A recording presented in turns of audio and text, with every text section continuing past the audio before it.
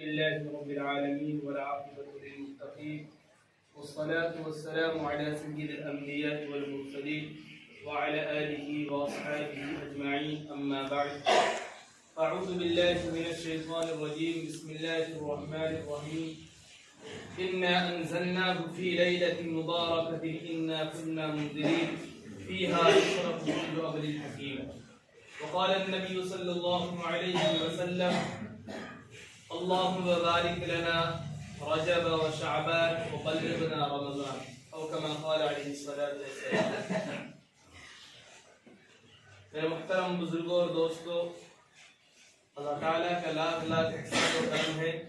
کہ اللہ تعالیٰ نے ہمیں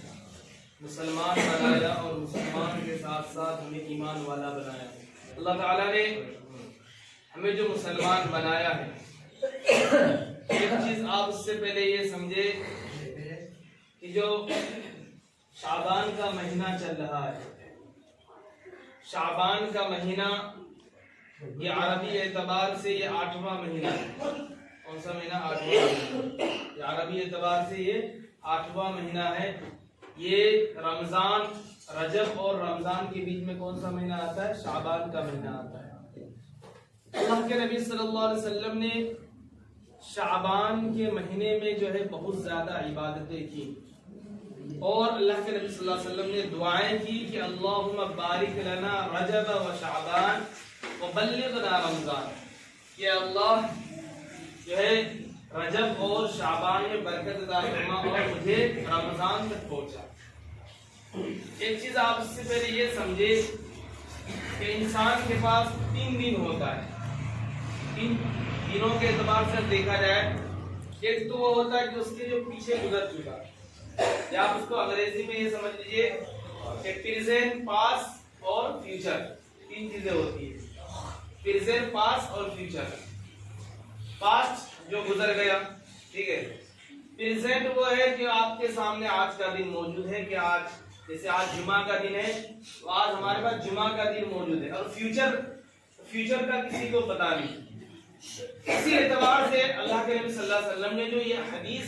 بیان فرمائی کہ اللہ مجھے رجب اور شعبان میں جو کیا برکت عطا فرما اور مجھے رمضان تک پہنچا،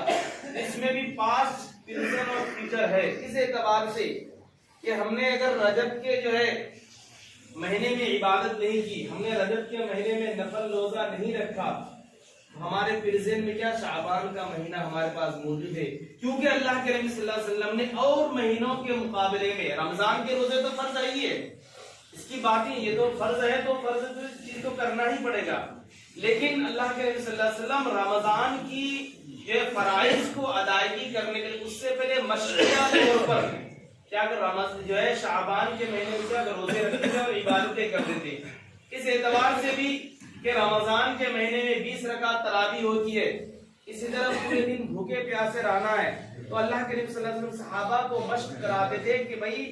شعبان کے مہینے میں کیا کرو، روزے رکھنے کی کیا عادی ڈالو، اسی طرح عبادتیں کرو۔ تو اللہ کے نبی صلی اللہ علیہ وسلم کا کہنے کا مقصد اس حدیث سے یہ تھا کہ بھائی آپ نے جو ہے رجب کے مہینے میں چاہے نفل روزے نہ رکھے ہو یا آپ سے ہو نہیں پایا، تو پھر زندگی میں کیا ہے شعبان کا مہینہ ہے، اس میں عبادت کرو۔ وبلغنا رمضان، اور اللہ کے رسول کا جو ہے کیا دعا مانگی کہ مجھے رمضان تک پہنچا۔ تو یہ رمضان تک پہنچا، ابھی شعبان کا مہینہ چل رہا ہے، ابھی رمضان آنے میں کیا ٹائم ہے، ہو سکتا ہے ہمارے جو ہے ہم رمضان تک پہنچ نہ پائے۔ اللہ کے نبی صلی اللہ علیہ وسلم اسی وجہ سے دعائیں کی کہ اے اللہ مجھے کیا کر رمضان تک پہنچا، اے اللہ میرے شعبان اور رجب میں کیا برکت عطا فرما، ہم جو عبادت کر رہے اس کو قبول کر اور مجھے زیادہ عبادت کرنے کی توفیق عطا فرما، اور مجھے کیا کرے رمضان تک پہنچائے۔ کیا فرما؟ کیونکہ جو ہم شعبان کا مہینہ ہے، شعبان کی جو شب برات ہے، تو کیا پتا ہم اس میں تو عبادت کر پائے، رمضان تک ہم پہنچ پائے کہ نہ پہنچ پائے، یہ کسی انسان کے بس میں نہیں، کسی کو پتا